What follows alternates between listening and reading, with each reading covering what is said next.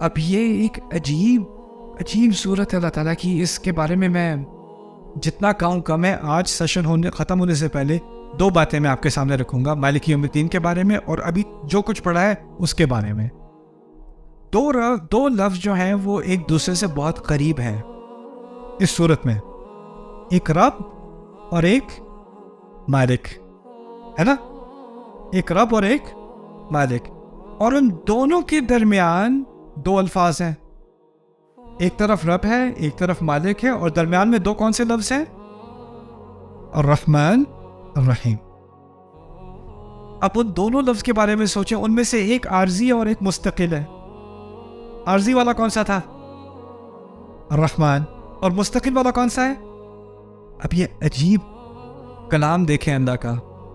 رب العالمین اس زندگی کے بارے میں تھی وہ بات, یا اگلی زندگی کے بارے میں؟ رب العالمین اس زندگی کے بارے میں, اور اس سے قریب 3 ترین لفظ ہے الرحمن جو اس زندگی کے بارے میں ہے. مالک کا لفظ استعمال ہو رہا ہے کس زندگی کے بارے میں, اور اس کے قریب ترین لفظ کون سا ہے؟ الرحیم, جو ہمیشہ والی رحمت, اس سے قریب ترین. کیا عجیب کلام ہے, کیا ترتیب ہے اس کلام کی. رب العالمین الرحمن الرحیم مالک. اچھا, شروع ربوبیت سے رب, انتہا مالک سے, اور درمیان میں دونوں کے کیا؟ رحمت. یعنی یہ کبھی مت سمجھنا کہ وہ تمہارا, یہ کبھی مت بھولنا کہ وہ تمہارا رب ہے اور تمہارا مالک ہے, لیکن ان دونوں الفاظ سے ڈر لگنے لگتا ہے. لیکن جب ڈر نہ لگنے لگے تو اس جتنا گہرائی میں اس رشتے کے درمیان میں پہنچو گے تو کیا ملے گا تمہیں؟ رحمت ملے گی. اس کے باہر اتھارٹی ہے اور اندر محبت ہے. رب, مالک, رحمہ. عجیب.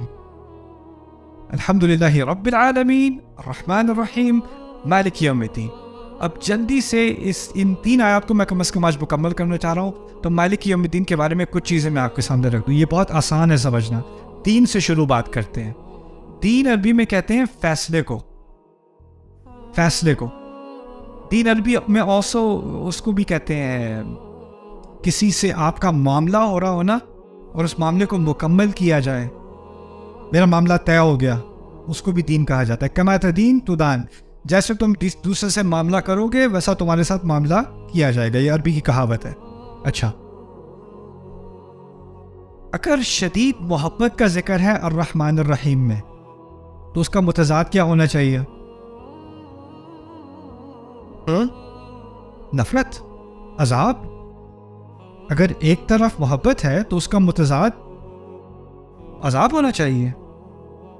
لیکن اس کے متضاد میں دین کا لفظ استعمال کیا ہے, اور دین کیا ہے؟ انصاف, فیصلہ. اور فیصلے سے کیا, کس چیز کی طرف اشارہ ہو رہا ہے؟ انصاف کی طرف. تو اگر آپ اس طرح سمجھ لیں کہ جو محبت ہے وہ پازیٹیو ہے, مثبت ہے, اور نفرت کیا ہے؟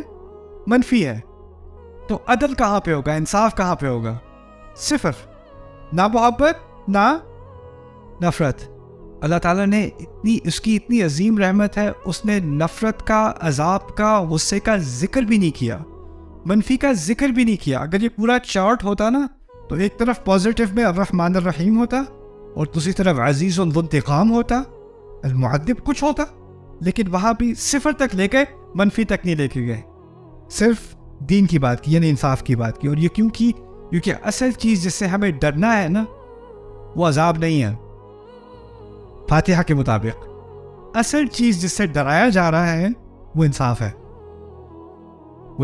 انہ من سئل یوم القیامۃ فقد ہلک. ایک روایت میں آتا ہے جس سے اس دن ایک سوال بھی پوچھ لیا گیا وہ تو برباد ہو گیا. اللہ تعالیٰ کی رحمت اس دن پتہ ہے کیا ہے؟ کچھ لوگ ہوں گے جن کی کتاب ان کے سیدھے ہاتھ میں ہوگی. اللہ تعالیٰ نے فرمایا ہے, اللہ تعالیٰ ہم سب کو اس میں شامل کرے. اچھا, جس کی کتاب اس کی سیدھے ہاتھ میں ہے نا, اس کے بارے میں کیا کہا ہے کہ وہ سیکیورٹی گیٹ پہ پہنچتا ہے اور وہاں اللہ تعالیٰ نے کہا ہے فسوف یحاسب حسابا یسیرا, اس کے ساتھ آسان حساب کیا جائے گا. آسان حساب سے مراد روایات سے ملتا ہے کہ فرشتے کتاب کھولیں گے بھی نہیں, گزرنے دیں گے. جی ہمیں بتایا, آپ جائیں, کیونکہ آپ کے کون سے ہاتھ میں کتاب ہے؟ اب آپ نروس, آپ کے ہاتھ میں تو کتاب ہے, لیکن آپ کہیں اگر آپ یہ پیج 130 پہ جائیں تو اس میں ایک حج ہے، وہ ضرور دیکھ لینا. جیسے آپ کا پیپر ہوتا ہے نا، اس میں آپ نے بڑے الٹے سیدھے جواب دیے ہوتے ہیں، لیکن ایک صحیح جواب دیا ہوتا ہے تو اس کو آپ پہلے دکھاتے ہو ٹیچر کو، یہ والا یہ چیک کر لیں ذرا، یہ والا. اچھا یہ اگر پیج 503 پہ جائے تو وہاں ایک شاید ایک لیلۃ القدر تھی میرا خیال ہے اس میں ایک. تو آپ لیکن وہ فرشتے کیا کہہ رہے ہیں؟ آپ چاہو خیر ہے نکلو، کوئی بات نہیں. عجیب ہے صاحب. دوسری طرف کہا ہے کسی کی کتاب ان لوگوں کے الٹے ہاتھ میں ہوگی، اللہ ہمیں ان میں سے نہ کرے، اور ان کی پیٹھ کے پیچھے ہوگی، ایسے ہوگی کتاب. نہ صرف الٹے ہاتھ میں، پیچھے. اب وہ خود بھی نہیں دیکھ سکتا کتنی خراب ہے، اس کو پتا ہے خراب ہے، اس کو یہ بھی نہیں پتا ہے کتنی خراب ہے. اب وہ بھی آ رہا ہے سامنے اور اس سے پوچھا جا رہا ہے. اب یہاں پر جب الدین کہا ہے نا، تو اس سے ہمیں اس بات کی طرف اشارہ مل رہا ہے کہ اللہ تعالیٰ اس دن کا بھی مالک ہے. جس طرح وہ رب اس دنیا میں ہے، اس دن وہ رب نہیں ہوگا، اس دن وہ کیا ہوگا؟ مالک. تو کیا نکل گیا؟ رب کے معنی میں سے کیا نکال دیا گیا؟ تحفے دینے والا، خیال کرنے والا، قائم رکھنے والا. جو اس کے نرم معنی تھے نا، وہ سارے نکل گئے، اور کیا رہ گیا؟ مالک. اس دن تو اتھارٹی ہوگی، یا تو رحمت ہوگی یا پھر یہ. اور اگر آپ اس طرح بھی سمجھ لیں کہ رب کے اندر دو پہلو ہیں، ایک محبت والا پہلو بھی ہے رب کے اندر، اور ایک اقتدار والا بھی ہے. تو رب کے اندر وہ جو محبت والا پہلو ہے نا، وہ الرحمن الرحیم میں سامنے آ گیا. اور رب کے اندر جو اقتدار والا پہلو ہے وہ کہا؟ مالک یوم الدین میں سامنے آ گیا. ان تینوں الفاظ کا آپس میں ایک جوڑ بن گیا. آخری چیز ہے، اور دو چیزیں. یوم کسے کہتے ہیں؟ اوکے. اللہ تعالیٰ نے اپنے بارے میں ایسی بات کی ہے جو کبھی کوئی اپنے بارے میں یا کسی اور کے بارے میں کہہ ہی نہیں سکتا. فرماتے ہیں دن کا مالک. دیکھیں، آپ کسی پراپرٹی کے مالک ہو سکتے ہو، کسی بکری کے مالک ہو سکتے ہو، کسی کمپیوٹر کے مالک ہو سکتے ہو، لیکن آپ ایک منٹ کے مالک نہیں ہو سکتے. آپ ایک سیکنڈ کے مالک نہیں ہو سکتے. وقت کی ملکیت ممکن نہیں ہے. ایک چیز ہے جو آپ جو بھی کر لو، جتنا بھی پیسہ آ جائے، جتنا بھی اقتدار آ جائے، ایک چیز ہے جو آپ کبھی بھی اون نہیں کر سکتے. وہ کیا ہے؟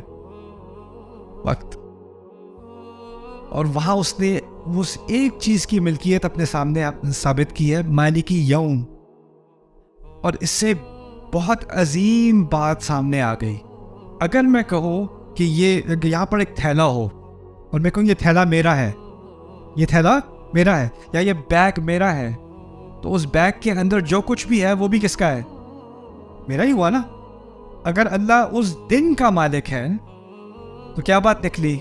اس دن کے اندر جو کچھ بھی ہو رہا ہے اس سب کا وہ مالک ہے. اس سب کو ایکسپلین کرنے میں باقی قرآن ہے، لیکن وہ پوری بات ہے کہ محاورے میں شامل ہو گئی جب کہا مالک یوم الدین. سبحان اللہ. یعنی بہت تھوڑے الفاظ ہیں فاتحہ میں، لیکن پوری کائنات ان کے اندر مضمر ہے.